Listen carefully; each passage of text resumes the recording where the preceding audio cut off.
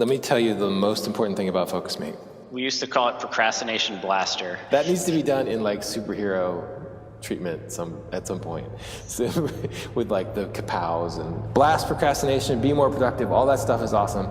But the cherry on top is the group of people that are there using it that you get to meet. We spent the first couple of minutes really getting specific about what each of us were going to achieve. And then after that, it was just like get down to it. Both of our minds were blown by how immediately we just got into a flow state and we were just dialed in for a couple hours. There's like tons of behavioral science behind all the steps of this, but like the long and short of it is just like magically effective. It's magically effective. Are you an entrepreneur, freelancer, consultant, business owner, or content marketer looking to take your knowledge and skill to the next level? You're in the right place. Welcome to the Content Marketing Lounge with your host, Nathan Collier.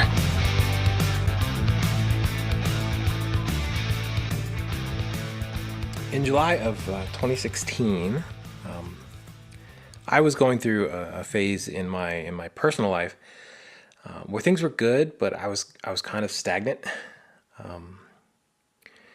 I remember I was having a lot of trouble, just to be really honest with you, with just procrastination. Like I had enough work to keep me busy. I had leads coming in. My work online, the Content Marketing Lounge, was it was coming up on the 1-year anniversary, and there were, if I remember right, just over 1,000 people in the group at that time, which was fantastic for where I was at that point in my life. I had leads coming in, I had work to do, I was learning, I was growing, but for some reason I just had a hard time getting up and getting to my desk every day. The thing they don't tell you about working for yourself, I have to say, and I know some of you know this and some of you don't. I remember when I was working in corporate, I looked at the people who worked for themselves and got to make their own schedules and thought, man, that must be the life. You can do whatever you want, whenever you want. You can be at your kids, take your kids to school. You can go out to lunch with your wife. You can wear whatever you want. Nobody's there checking on, whether or not you got there at 8 o'clock or 8:02 or 8:04. And what I realized once I became a full-time freelancer, quit the day job and went full-time working for myself, was that it was much less a feeling of freedom, and it was more a feeling of there was a lack of boundaries in my life. It was like the best way I know how to describe it is an eternal finals week. And if you've ever been through college or university, and you've had a finals week, especially if you were somebody who maybe was like a science major or something like that, where you didn't get to just turn in papers, you had to show up for tests, and I did that for a couple of years in school. It's a lot of pressure. Like you feel like you're constantly trying to turn things in, get things done, and you're glad when it's over. Well, as a freelancer, it's like that all the time. There's always pressure to get things done. There's always a deadline looming. There's always somebody who has some feedback that you need to attend to. And that's just the life. And I think I was a little worn down at that stage in my life. And so one day in July, a guy named Taylor requested to join the group, and pretty quickly he posted in the group about a new thing that he had built called Focusmate. And you guys know, as members of the group, that I don't tend to look kindly on people who promote their stuff in my group. But I took a look and I noticed it was a free service, and it looked really interesting. It looked like nothing I had ever seen before. And so I signed up for my first session, and I don't remember what time of the day it was, but I signed up, and it sent me a calendar invite, and at the appointed time I showed up. And showing up for a Focusmate session means sitting down in front of your computer and clicking a link and jumping on a video conference call, very very similar to a Skype video call, but using a different video conferencing service. And on the other end of the screen, on the other side of the screen, was Taylor Jacobson, who was the guy who had put the promotion into the group. And for the next 50, well, at the time it was an hour and 20 minutes. So the next 80 minutes, he and I didn't talk to each other, but we left the video on and the audio on, and we worked. And I've tried a lot of different productivity hacks. I've tried, time boxing. I've tried every to-do application under the sun. And I don't know, I've never had anything that was quite as effective as just having somebody else on the screen. So virtually I was working with a partner. And it was like finals week. When you show up with your buddies to that study session at the library. And I'm talking about the effective ones, not the ones where you just go and talk the whole time. The ones that happen right before finals week. Because there's pressure to get things done, and something about it really compelled me. I found it really compelling, and I got done with more in that 80 minutes than I had in like the past 3 or 4 days. And since then, I have used Focusmate off and on for the last almost 2 years now. Coming up on 2 years next month. There were periods of my work where I scheduled 20, 30 hours of a week in Focusmate sessions, and I just rolled through. At one point, I had the record of the most Focusmate sessions scheduled and completed. As my work has transitioned from being a direct writer into being much more of an editor and a coach and a strategist, I'm getting into management, guys. I have way more meetings and way more calls, and it's a lot more hectic from a calendar perspective, which means I don't do as many Focusmate sessions as I used to. But I still do several a week usually. I did one this morning. If nothing else, it gives me a place to be and a time to show up, and it's a way to get my day started. It's also a way to get myself focused during times, maybe if I have to get some extra work done in the evening and I'm tired. I find it to be very effective and a very great way. I don't know of anything else I've ever tried that is more effective at combating procrastination than Focusmate. So, with that lengthy intro, the interview I have for you today is Taylor Jacobson, who I asked to come on, and we just kind of jammed about life, about work, about procrastination and all that goes into it, the emotional side of freelancing and working for yourself, and I think this is applicable for anybody in any job, no matter whether you work in an office or work for yourself, work from home. But I do encourage you, if you want to try it out, Focusmate.com is where it's at. That's a non-paid plug for Taylor's Circuit Service. It is at this point in time still free. And I do want to say apologies to Taylor. This interview has been in the can for months, and I just haven't had a chance to get around to do it. I say that as if I had a choice. What I should say is I didn't make the time to really put this together as a podcast. So we talked for almost an hour, and I think with this intro, this will be quite a lengthy podcast. But let's get into it. Here's me and Taylor Jacobson talking about Focusmate. Tell me how Focusmate came to be.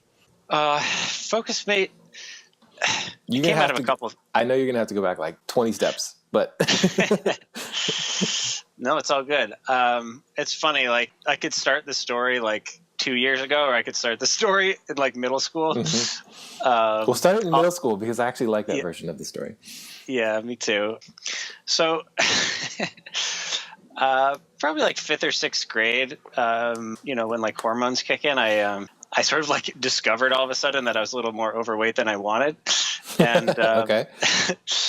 And so my solution for that was to join the middle school cross country team, and I was just like terrified to do that. So I had this buddy Dave, who was just like my friend that was down for whatever, and I just recruited Dave to go to like the kickoff meeting for the cross country team, and just like kind of be my accountability buddy and my support person for that. And a couple years later, when I showed up at high school, I had like lost the weight, and it felt much better. And I didn't really like know that I was using accountability as the structure to get that done. But, honestly, I don't know that I would have even gone to the initial discovery meeting for that team without Dave. So, and then I've just had like many data points through my whole life where having someone support me and like do the thing with me really was make or break. Like there's another fitness one. I did a marathon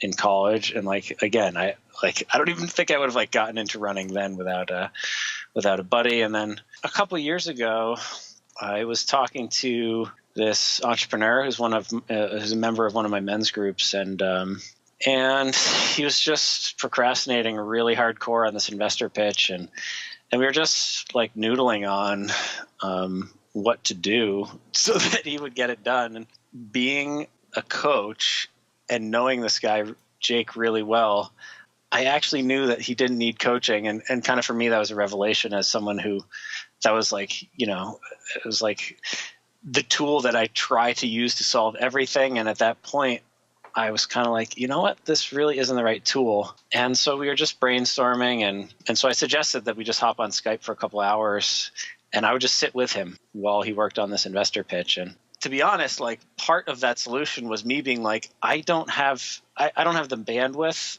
and you don't have like the money to just pay me to sit with you while you work. I got to like get some stuff done too. So I was writing a blog post. Like we spent the first couple of minutes really getting specific about what each of us were going to achieve. And then after that, it was just like, get down to it.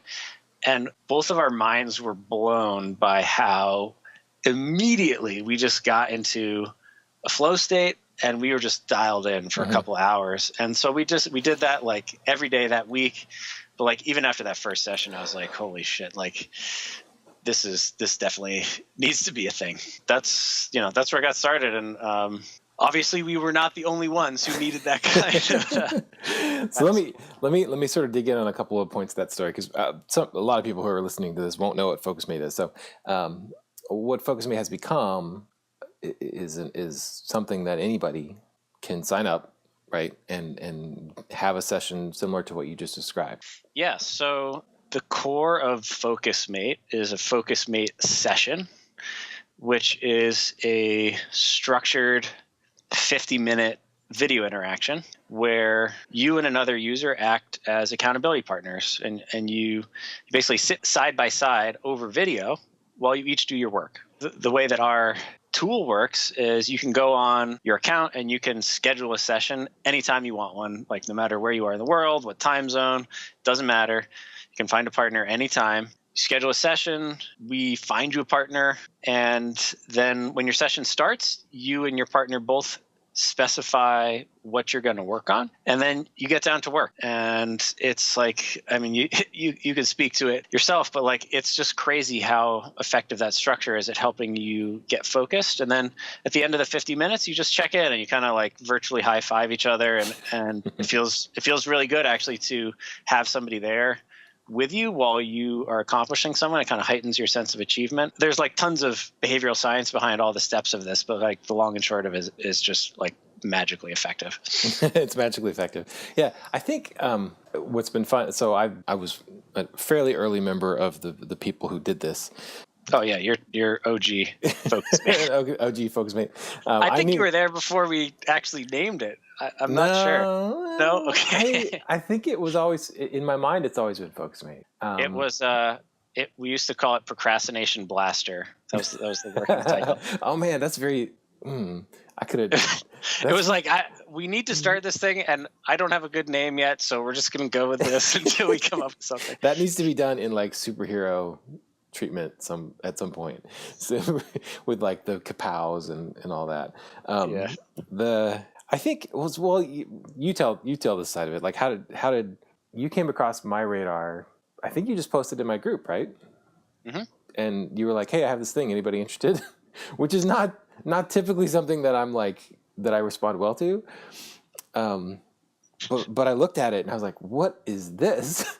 And I think you caught me specifically at a time when like I was personally really struggling with procrastination. Like, I'm like, as a guy who makes the the bulk of his money writing, like the hardest part of writing, whether it's a blog post or a ebook or whatever, is just sitting down and opening up the document and typing you know what I mean? Like he's getting off of Facebook and Google News and the 1,000 other places that I can do things with the same machine that I'm supposed to be typing with.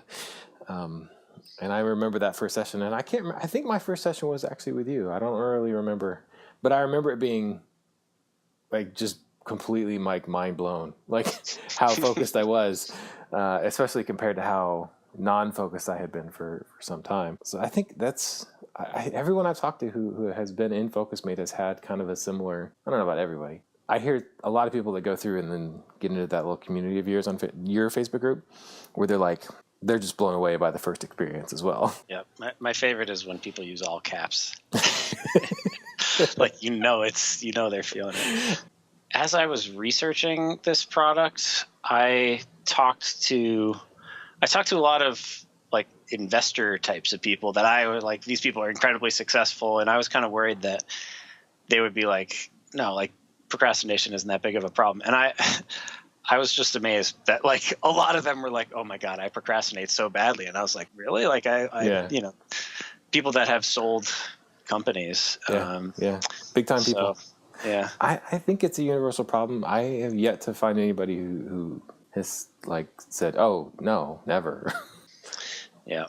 And we obviously, we did a lot of research as we were kind of getting geared up to like figure out our market. And, not surprisingly, procrastination, it's always been a thing, but like it's probably 10x since the advent of tech, computers, period. And it just keeps going up. And I think especially the cell phone. So the last 10 years, the iPhone, I think is really the key thing. Actually there isn't a lot of super new research on procrastination specifically. There's a lot of research on like how many times we touch our phones and the quality of our attention and stuff like that. So a lot of research that's like, all that stuff is like cataclysmic since smartphones. But I'd love to see where procrastination is at since the last measurement, because it's just been going up and up and up, but it's probably even much worse now. Right.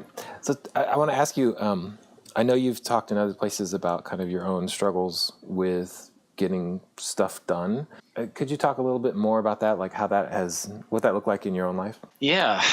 I probably, a few years ago, I left my last sort of traditional job, and I was living in India. I just done a stint helping launch Teach for India. And that was a pretty entrepreneurial setup. And I was kind of feeling like, okay, I think I'm ready to do my own thing. And my rent was pretty cheap while I was living in India. I figured like, okay, this is the time to give this a shot. That was 2011. So I just started, I was working on a like totally unrelated philanthropy startup concept. The idea was subscription microdonation. I just had such a hard time getting anything done. Like, to the point that at a certain point, probably a couple months into working on this project, I was like, man, I have to just focus entirely on not shaming myself, because just how ashamed I felt of not being productive was unto itself really debilitating. Like I just felt gross all day long. And, like my version of procrastination, I'd come out of a consulting world where like working really long hours was the norm. And so like I was working actually really long hours, but I just, I was working on the wrong things, and I was just spinning my wheels. And so I just, phase one was like, all right, I really got to just beat the shame spiral, and then I'll like revisit how to get productive later. But that kind of says it all in terms of like how bad it was. And so that was 2011. And I've really, it's really been like a gradual process of peeling back the onion to just learn how to be productive working alone. There was another phase I went through that was like my Starbucks phase, where I had to get out of the house and I had to like put pants on, and I had to, I'm laughing because I know all the baristas within about a 15-mile radius of here by name.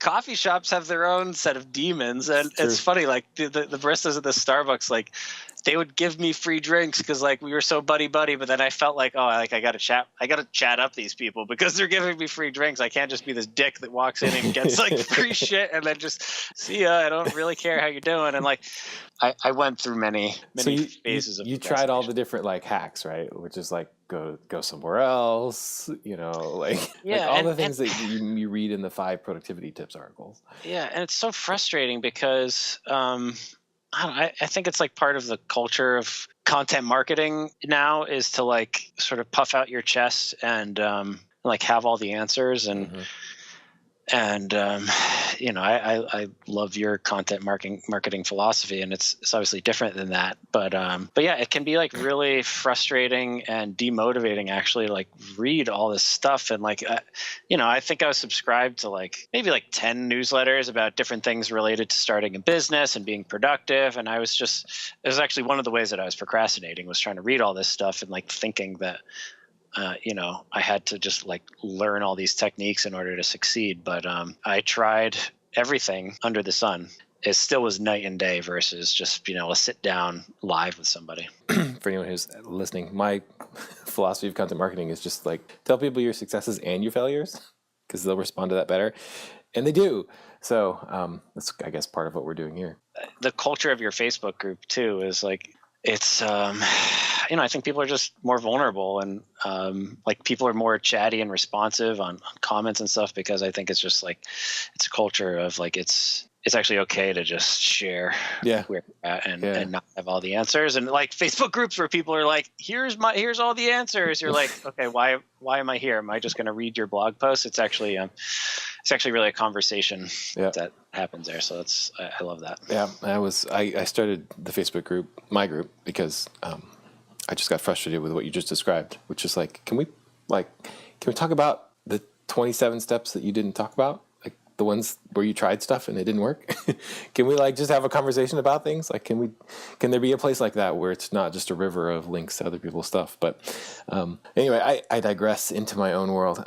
I think something that's really important that you said was that you have to kind of like there's a culture in the world, content marketing, really just media even. Every article is optimized to promise you the answer. And I think productivity is one of those things where you're trying to find this like golden ticket, right? This golden bullet of this will solve all of my problems. And nobody's really, very few people that I've read are addressing the underneath part of it, like the actual psychology of what's happening. And I wonder if you could talk more about like the behavioral science side of things, like what is actually happening in the brain when you have this thing that you have to do, you got 3 hours to do it, and you just can't get started. Like, what is that? I want to hit on 2 things because, before we started recording, we were just talking about how like our sleep schedule had gotten messed up. Like in the last week? Yes. Yeah. And like, I've just been reflecting on like how dead simple kind of like my productivity scheme is, it's like, I don't know, probably 60 to 80% of it is just like get enough sleep. Mm-hmm. So we should tell that story so that we know that people know what we're talking about. So in the last, I don't know, week or two in my life, I've been kind of like at the end of the fire hose. Like it's just lots of work, like lots and lots of work. And I had a couple nights where I stayed up late to try and finish stuff up because it was just one of those things that needed to get done. And I'm fine with that. Like that's my job. Like sometimes I have times like that. It's part of the joy of working for yourself is that like I don't have to be at the office to knock that out. I can just do it. The flip side of that is that sometimes I get it knocks my schedule off the next day because I stay up till 3 a.m. or whatever. Then I don't schedule my 7 o'clock Focusmate session because I can't work the next day on 4 hours of sleep.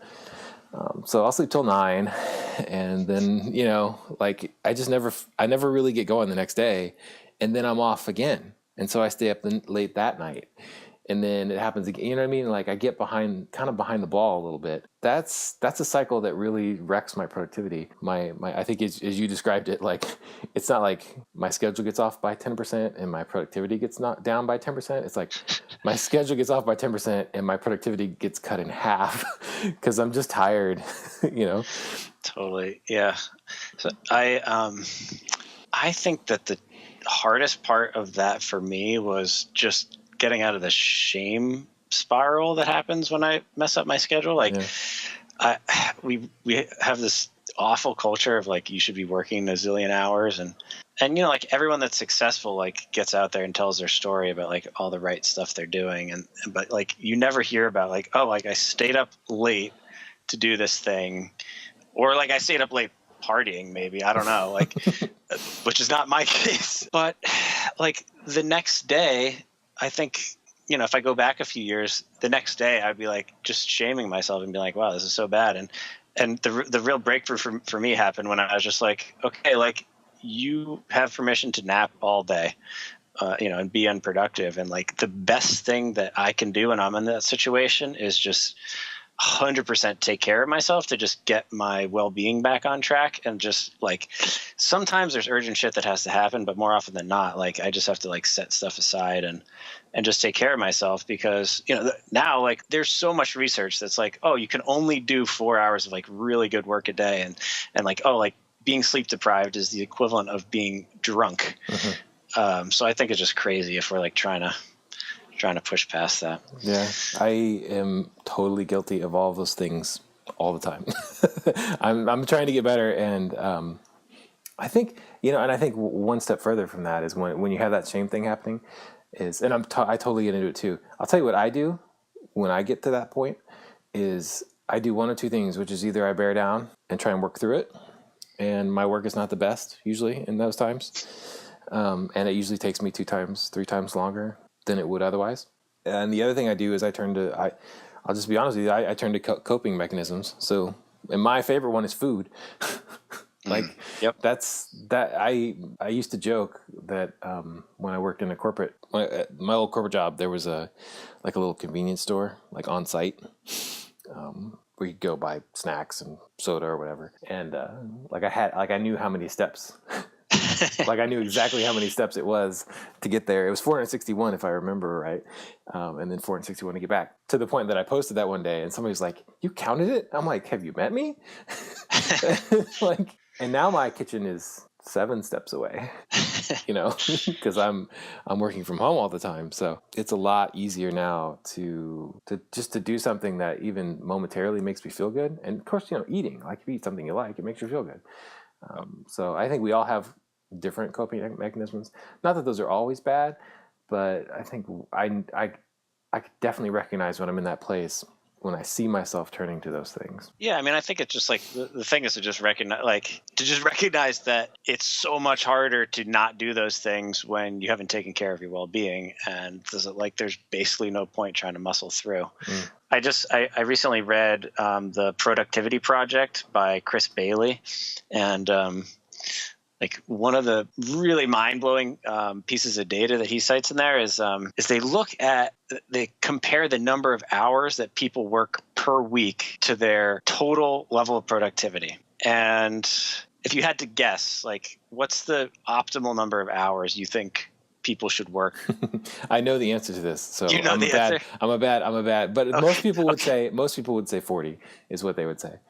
Okay. Something like that. They would guess 40, 50, 60 hours. I think that people would guess higher. They would think that like, oh, as like, sure, as you work more hours, you give up other things. But if you work 60 hours or 80 hours or 90 hours, like a lot of consultants and lawyers and certainly entrepreneurs work those kind of hours, like that should obviously make you more. That's 3 times, 4 times the number of hours. Someone that's like, oh, you're talking about like total stuff getting done is what you're talking about here. Okay. Yeah. Like how many working hours you have per week. Well, the answer then would be, well, whatever I need as the bare minimum of sleep, whatever the total hours is minus that. Right. You'd think like, okay, I'll sleep 8 hours a night and I'll just work like, 14 hours a day or whatever. the optimal number of hours per week is 35. So what you're saying there is that if I work 35 hours a week, I will get more done in total than if I work 60 hours a week. Yes. You're better off spending those extra 25 hours like reading or taking a walk or painting or like whatever, talking to your wife, playing with your kids, whatever. That's insane. That's insane. Yeah. That shouldn't be possible. And yet I suspect very strongly that it is from my own experience. I think, and it's because when I work beyond that threshold, it's like I'm working, but I'm not getting things done, I don't know so we should talk about flow. So for people who don't know, describe what that means. So flow is this term coined by this like badass Hungarian researcher. Mihai Csikszentmihalyi is his name. Yeah, thanks. I was just going to leave it at Hungarian dude. I don't know why I know that, but I do. He's got a great TED Talk. I'll link to it. Who showed that there's this type of work that's just like very deeply focused, where kind of like things like hunger and thirst or whatever, like basic things just like fade away because you're so dialed into what you're doing. Mm-hmm. So examples of this, well, I think we've all experienced it, right? So sports is an often a one. The one I joke with my wife is that when we were teenagers, we would play video games. We at some point would, for some reason, the spell would be broken and we'd like stand up. And then it's all of a sudden it's like, oh my gosh, I have to pee really, really bad. I think a lot of us can probably relate to something like that. But hunger, all those kinds of things, where you just forget, like you lose track of time, of everything. Yeah, so I you're right. Like I think it's a lot easier to get into a flow state with activities that have some kind of physicality to them, because your attention goes into your body instead of your mind. And like running or something, there's a repetitiveness to it that's not super involved, but it's definitely harder to get there with more intellectual pursuits. Writing a blog post or something, like you can definitely get there, but I think we're also more susceptible to just getting yanked out of it. And just like going back to the sleep thing, and how could we possibly be more productive at 35 hours? This was like 2 days ago. I woke up, I had slept like 11 hours or something, and I probably had a cup of coffee or something. And I just, my brain was just like firing so fast, and I just had so many good ideas, and like something that I'd been stuck on the day before, I just like had so many ideas of how to solve it. I think I was trying to write new copy for our homepage.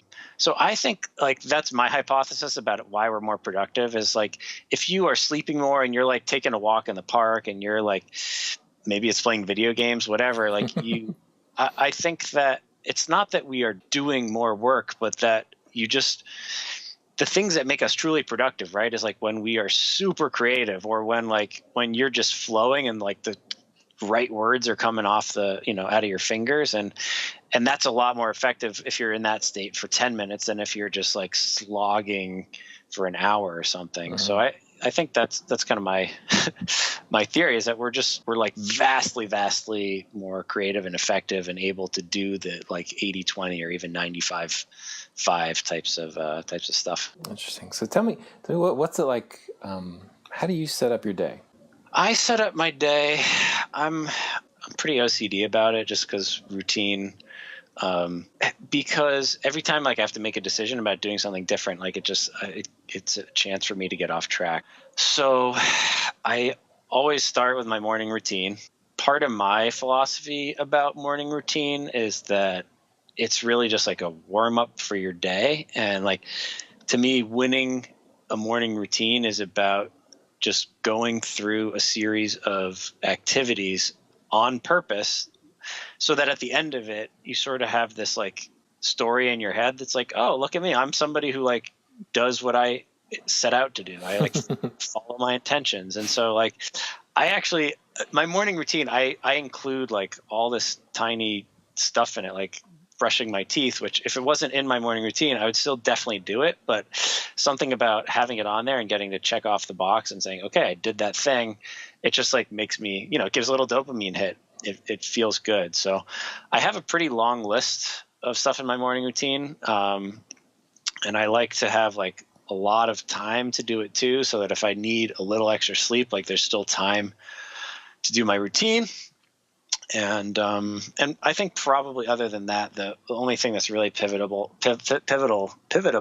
about my routine is I do some physical therapy in the morning, but I think just like some kind of physical activity is really important. I'm definitely not like a morning workout person. My body's just like way too stiff for that. But there's research that shows that your IQ goes up after you exercise, and I feel like a different person after 10 minutes of stretching. So that's how I always start. And some days, like this week when I've been staying up late to try and get this website out, I will sleep like right up until my first meeting. And then I will, as soon as I have a chance, I will take a block of my workday and I'll actually catch up and I'll do my morning routine. Cause it just kind of like restores my sanity and restores order. And like, even if I just felt abysmal because I stayed up till 3 a.m. after I take care of that, I'm like, okay, like all is good in the world. That's really interesting. I think your morning routine has become almost like a reset for your brain. Yep. It's like the typewriter. You just like go back. Going back to that, we were talking about like the shame thing. Honestly, letting go of that and just being like, you know what, doing these self-care things is what allows me to kill it every day, even if I'm doing my morning routine at noon because I just had an unbelievably late, busy day, hectic, whatever, like lost control of my willpower, whatever. that just gets me back on track. So part of it's also just like being super gentle with myself and accommodating, which for me is one of the huge perks of working from home, is that like I can address my well-being like as soon as it goes out of whack. Yeah. And then I use Focusmate to structure most of my working hours, and my most productive hours are definitely in the morning, and sometimes I have really good flow in the afternoon too. I try to have Focusmate sessions all morning, and then I take a break. I go for a walk. Usually that's at 1:00. I saw an article that just had all this research about this thing called attentional space. We talked about like how playing with your kids can actually like be more productive than working. So going for a walk in nature creates attentional space and sort of allows your brain to like switch off of like the active problem solving mode and just kind of relax a little bit. So I do that in the middle of the day because I want to make sure that it happens. And then my afternoon is usually either Focusmate or calls. And I tend to cram my calls into just a couple days a week and do them later in the day because I want to be using my like really good attention when I am most alert, and I don't need to be as alert to have a phone call. I can, even if I'm tired, I can kind of rally. Yeah. Well, there's something about being on the phone with another person that has its own energy to it. We're social. We're social creatures, and like just it's funny when you and I got on the phone and we were both like, oh my God, we're so tired. Let's just hang out on the phone for a couple minutes until we like feel normal again, and it worked. So it did. So yeah, I try and do my calls late in the day, and then I do have some face-to-face meetings that I got to do, and I try to do those always in the evening. So that's sort of my last legs of energy. I'm pretty locked down about doing no social activities during the week. It's too easy for me to get off track when I do that. So that was a hard one for me. I don't know, like when I'm 32, I don't know when I hit that tipping point where I was like, I don't need as much social life. I can just sit on my couch and relax. But yeah, I keep that to like, basically Friday nights, so that's also helped a lot to just remove some of the unpredictability and variables from the work week, so that the chances of me getting a good night's sleep and feeling good every day are much higher. Interesting. Very interesting. What about you? So yeah, I thought you're I'm going to have to talk about my own my own schedule. I think one of the great benefits of working for yourself or working remotely, if you have the right employer, is being able to do this kind of stuff. You can kind of engineer your life, And it's interesting because I resonate with a lot of what you're saying in your schedule, but my schedule also has some things in it that are different that I know work for me. I got kids, So I got that extra layer, that exponential layer of just stuff to kind of manage. Let me tell you what happens on my best days, and then I'll tell you what happens when I get off. Because I think it's valuable. I think it's valuable to kind of tell you both of those critical. stories. Yeah. My best days look like this. I get up, I use Focusmate. The single most valuable thing for me that Focusmate does for me is get me to the computer at a specified time in the morning. That was the thing that I struggled with more than anything else when I went full time. And if you're listening to this and you're sitting in an office somewhere and your dream is to work for yourself from home, that's an amazing dream. And I don't want to discourage you from that. But there's some things that you haven't been told. Right? And one is that it's really, really, really, really hard to stay on a schedule if nobody made that schedule for you. Like when you work in an employer, you got to be there at a certain time. And you know what I mean? It's like you're tired, but you're going to get in trouble if you don't show up on time. So you do. And then, you kind of get into it because you're there. And what else are you going to do? Well, at home, I can just stay in bed all day or, till 10 or whatever. So for Focusmate, that's the problem it solves more than any other for me is getting my morning started. Depending on how tired I am the night before, I actually got this from another member of the Focusmate community. It's Yi Shine. You know her, I'm sure. Oh yeah. I love you. She sent me some stuff about how to wake up. If you're not a morning person, here's what science says about how to hack yourself into becoming something more of a morning person. So I went through that stuff and it helped me a lot.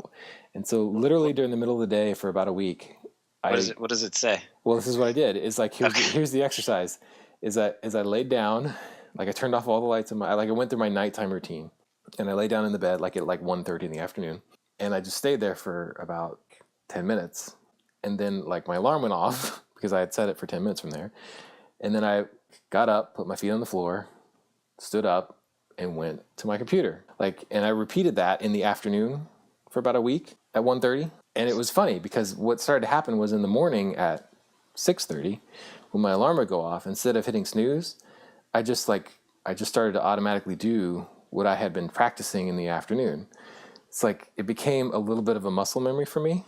So now when I wake up in the morning, if I've gone to bed on time the night before, I am able to get from my bed to my workspace without friction. That was the weirdest thing. My wife was like, "What are you doing?" I'm I'm practicing waking up.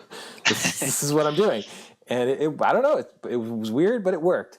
And the other thing was that sleep cycles, right? Or alertness cycles. So I personally have this moment every day about 8 o'clock at night where if I laid on the floor, I would fall asleep.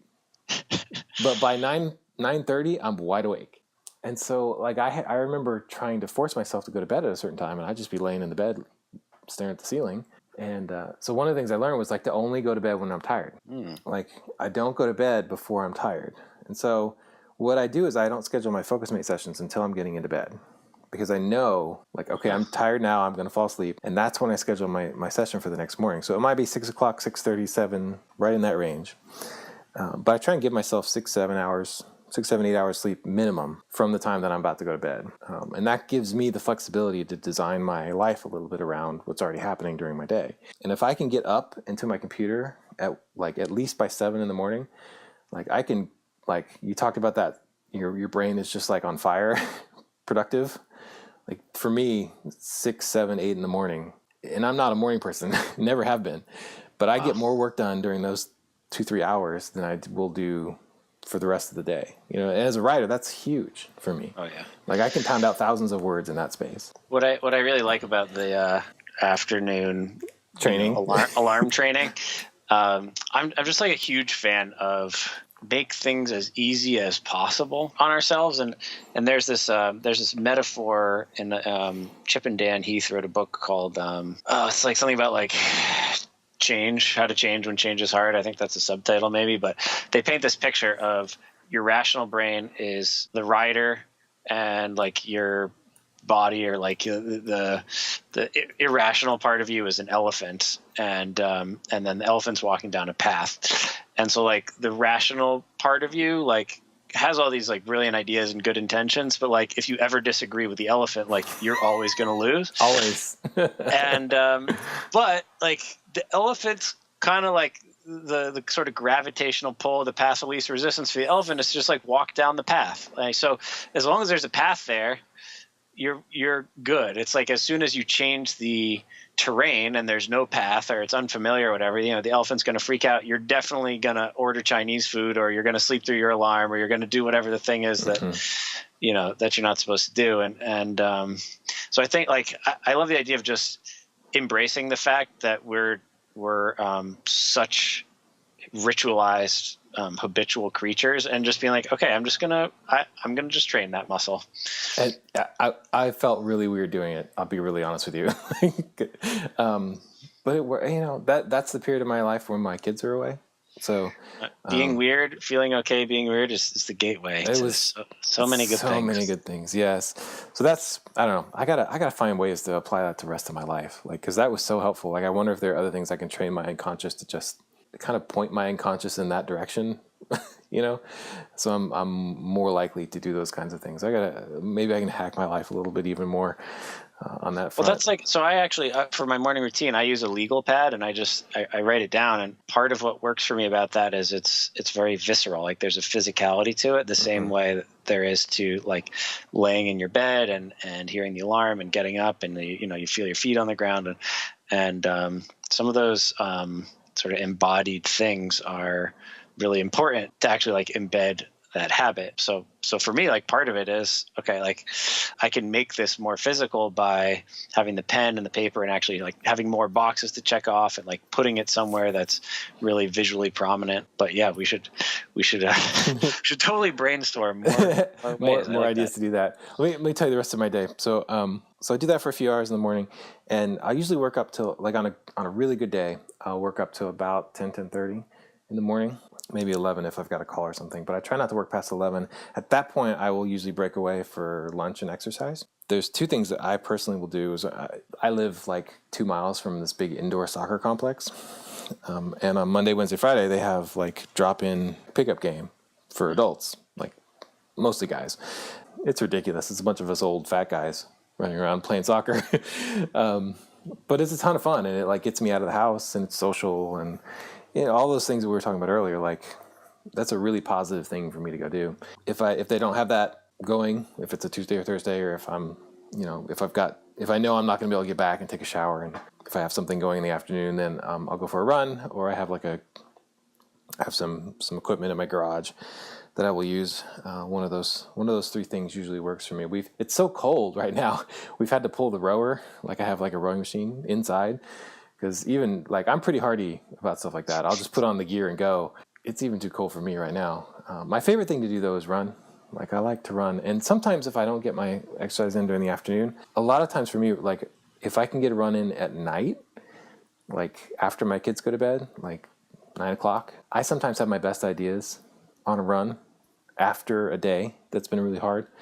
There's just something about it that my brain the active part of my brain can't really go when I'm running. Like, only the elephant can work. And so, I don't know, I've had some of my best ideas on night runs here around town. We're lucky we live in a little neighborhood that has streetlights and stuff. So I've been lucky to be able to get back into that. I was a pretty serious runner back in 2011. And then we had kids.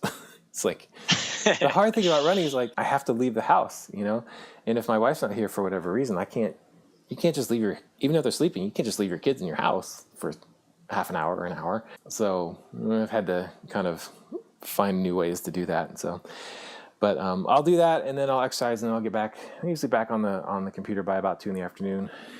So that's a solid 3 hours in the middle of my day. That's not active brain work time. And I find I just want to like highlight that, because I think it's actually scary and like feels wrong to people to do like that for 3 hours. 3 hours of the day. Yeah. But like most days I'm starting at 6:30, like, if I can. Like, I don't feel guilty about it. Like, I did by 4 hours. You know what I mean? Like, and then my afternoon is a lot like yours. Like, I try and schedule calls, and lately I've been doing a lot more interviews. I'm involved with a lot more case study style pieces, and I try and get those for the afternoon if I can. For all the same reasons we just talked about it. I'm able to do those in the afternoon. I do a lot of email work, that kind of stuff. Something I think is really crucial for me is that in that morning time, especially the first few hours, like, I really, really have to work hard to ignore my email, to ignore Facebook, to do the work that's going to pay my bills. Like then, because if I don't get it knocked out then I'm stuck with it hanging over my head the rest of the day. Like if I get to my exercise time in the middle of the day and I haven't done the work that pays my bills yet, then I start to feel that heavy thing where I'm like, crap, like I should know how to do this. Like, and I start to have that shame thing kick in. Cause then it's like, I'm supposed to be able to disengage, right? When I'm exercising and doing whatever. And sometimes it's hard for me to fully disengage mentally if I haven't done enough work early in the day, during the lunchtime. So I'll work until, I don't know, 3, 4, 5, 6 sometimes on stuff if I got a lot going on. But by 5:30 or 6, I'm wanting to be back here at the house with the family. By the way, the afternoon, a lot of times I'll be at a coffee shop because my kids come home from school and it's just, they're maniacs. Like they're holding it in all day at school and they come home and it's like, they just let it all hang out. It's like, my kids are amazing. We joke that my kids are amazing for every human being on this planet except for my wife and me, which is true. And I think that means we're doing at least a reasonably decent job. I agree. But that's fairly common. I don't know. So give us the juicy. So what happens when it all goes apart? all goes to hell? Well, that's what we talked about earlier. It's like it can start early, like, and then kind of snowball on me. Say I've got like a bunch of like a hot project, right? And I'm trying to go back and forth with the client. I end up like, let's say if I have 3 or 4 of those all at once, I'm trying to schedule stuff, and I end up spending an hour in email early in the morning. And then the project that I was supposed to write doesn't actually get done. And then that's hanging over my head during my lunchtime. And maybe I'll cut that short or not do it at all. Maybe I'll just work through my lunch, which is something I will occasionally do. But by that point, I'm in that place where I'm not really being productive. But I do it because I feel like I have to. And I'm good enough to knock it out. But then I don't feel good. Like I don't feel physically good. I don't feel mentally good. And I'm just kind of fighting through it the rest of the day. And so then I'll work into the evening. If that cascades far enough, or if I have too much going on, I try to knock out too much during the day, then I'll put my kids to bed. And instead of going on that run to clear my head, I'll be back on my computer at 9:30, and I'll work to midnight, something like that. And again, I can get stuff done during that time, but I'm not sure that that's my best work. So at that point, then it's midnight, 1:32, sometimes really late. And then I don't schedule my Focusmate for the next day. Then it bleeds over into the following day, and I have a repeat. And so it's really dangerous for me to get into that particular cycle. I say dangerous, like I'm not in my best place when I get into that cycle. And sometimes it happens. That's just life. I'm not really complaining about that because sometimes I got a bunch of stuff I got to get through, and what am I going to do? I got to answer the emails, otherwise the client's going to fire me.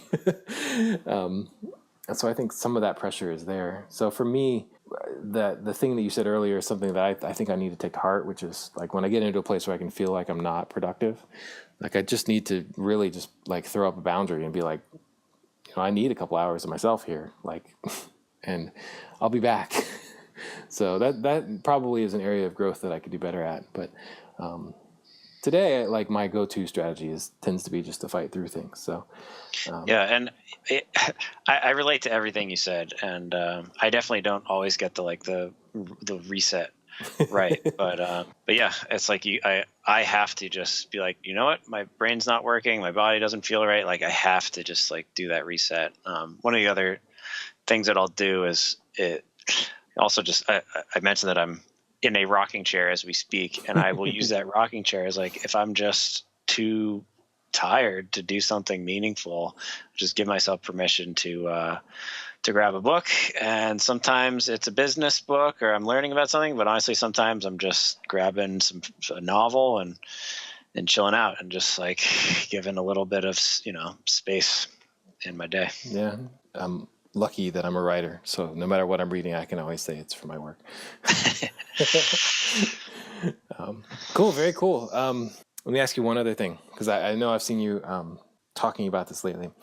When there's so many distractions, Facebook, notifications, like things that ping you all the time, like how do you keep from getting sucked into that stuff? Yeah, I think the best answer is to like have the guts to keep it off as much as possible. So you're talking about off, not away, but off. Yeah. And, so like there's, different levels. There's off, there's airplane mode, there's silence. And like, I suppose there's other things that could go on the spectrum, but that's my spectrum. Like, this used to drive people in my life crazy, that I just don't answer the phone. I don't get vibrations for text messages. So for me, it really, on one end of the spectrum is the phone is off. On the other, it's on silent mode. And then the other thing to do is obviously put it far away from you. There's research that says if you add just 20 seconds of basically waiting time between the impulse to do something like check your email on your phone and being able to fulfill that, that's enough to deter you from going through with it. Wow. So like adding a little bit of distance, having to wait for your phone to turn on, those seem to work for me. And at first I was, we come up with all these BS stories about how available we have to be because, you get a nice dopamine hit, serotonin hit when you are connected with people and responding, and people, want your attention, but it's very ephemeral. So I've gotten used to it at this point, and I love that if I see my phone ringing, even if I know the caller, I'll usually ignore it. And I'll just let them leave a voicemail. And if it's important, they'll leave a voicemail, or they send me a text message and I'll see it later. And there's so little that's actually truly urgent. So the bottom line is, I think we just have to have the courage to turn it off. I posted on Facebook the other day to ask for ideas, and people do a lot of creative stuff. Some people actually have non-smartphone devices, which is something I thought about, but I haven't done it. Like an old flip phone. Yeah, like an old flip phone, or there was even some references to things I was like, I don't even know what that is. Yeah. What about you? I unfollowed everybody. That really helped me. Like everybody, close friends, pretty much everybody. And so now I open up Facebook by habit, and there's nothing there for me to see. That's interesting. And so, I manage my group. That's a big part of my life. I still need to have Facebook. But that was the hack that I used to make that work. So the other one is I sit down to write like a blog post, right? I will actually shut all of the different programs off on my computer, except for the ones that I'm using right then. Because I noticed that I tended to have 30 different windows open by the end of my day because I'm on a Mac, and they just kind of slip into the background, What I do now is I shut everything down, and that forces me to actually shut off anything I had opened before, which is like Skype or Slack or like the things that will ping me.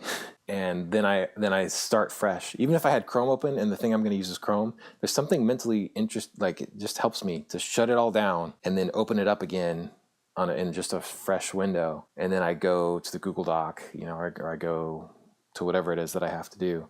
The only things that are open on my computer at that particular time are the thing that I'm working on, is I don't have 67 things to do all at once. I have one thing, and even if that thing is only going to take me 2 seconds, maybe 2 minutes. Like if it's a 2-minute project, I'll do it even for that. That reset, that little mental reset, helps me a lot. Yeah, there's actually. I don't know if I can call this science, but when you do that, what you're shifting from leaving Chrome open to reopening it is that you are setting an intention and then you're fulfilling it. That creates this little self-efficacy feedback loop, which creates this narrative in your head that is, I am somebody who follows through on intentions, and those kind of what James Clear calls identity-based habits are very powerful. They become just they're not even conscious. They're just this is who I am. And those kinds of behaviors, they're very sticky, obviously. Mm-hmm. It's both good and bad. It's just I'm just the kind of person who gets road rage or something. I don't know. We use them as an excuse too, but to whatever extent that you can do more things on purpose, it makes it easier to do harder things on purpose too. And obviously it's not hard to close Chrome and reopen Chrome, but the muscle that we build when we do stuff like that is the same muscle that we need to be I'm the kind of person who bangs out 2,000 words before 9 a.m. or whatever it is. Yeah. Identity, the sales, anybody who's listening to this who's a copywriter will know that because it's you can say I'm a vegetarian, right? That's an identity versus, I personally don't have an identity with my food. There's no label that I self-identify with when it comes to food other than guy who eats too much sometimes. Right? I can't make that a word, but anytime that you can find a group of people that has a label that they embrace, that is a very powerful thing. Very powerful. Like you can see Right it, you on. can see that everywhere. Like, and that could be for good or for bad, you know?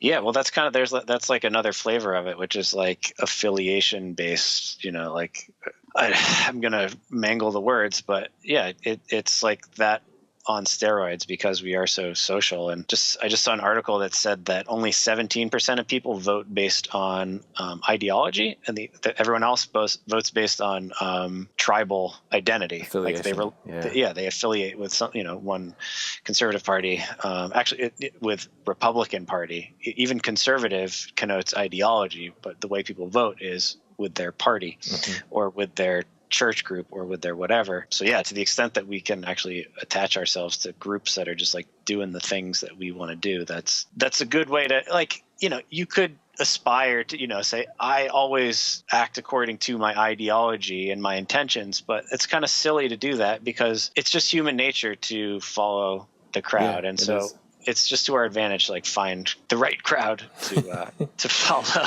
Well, I think that's a great segue for how I wanted to end this, and I didn't tell Taylor I was going to do this, but let me tell you the most important thing about Focusmate.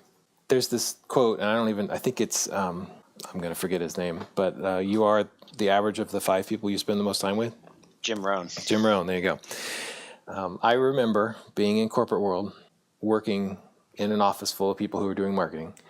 And those were great people. And I had and continue to have great relationships with many of them.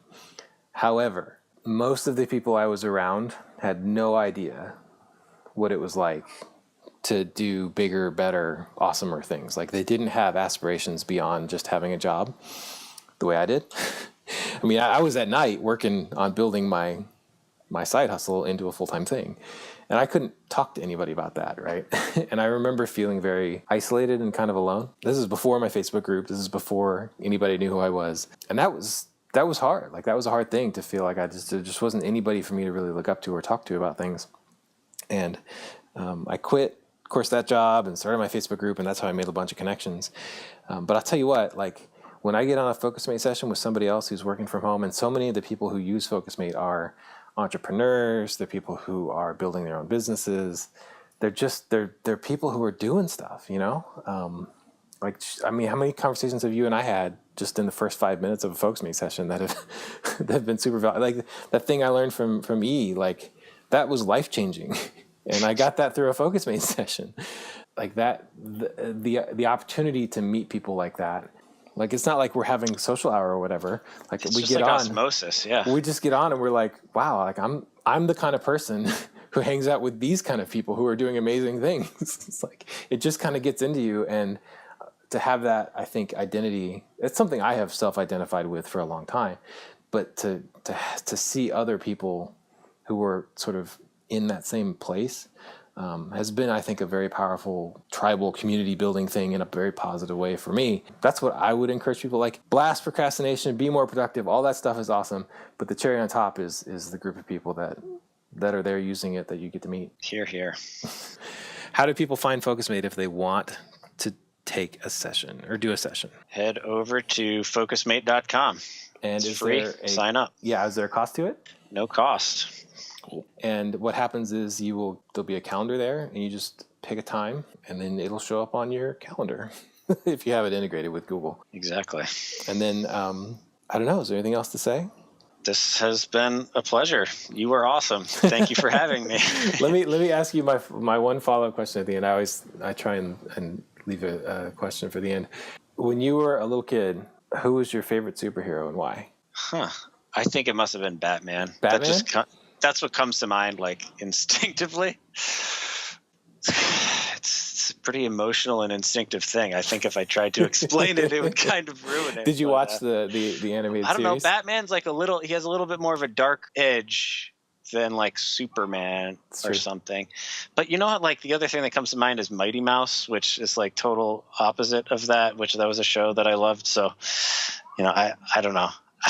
I recall watching. Take what you will from that. I recall watching Batman the animated one that was on. I don't know if it was on Nickelodeon or in the afternoons. That ran for a long time. That was one of my favorite shows. It was sad when it went off. Cool. All right, Focusmate.com. Come do a session. Maybe you'll get to hang out with me and or Taylor. for an hour. Oh, yeah. Sounds good. All right. Thanks, Taylor. All right. Thanks, Nathan.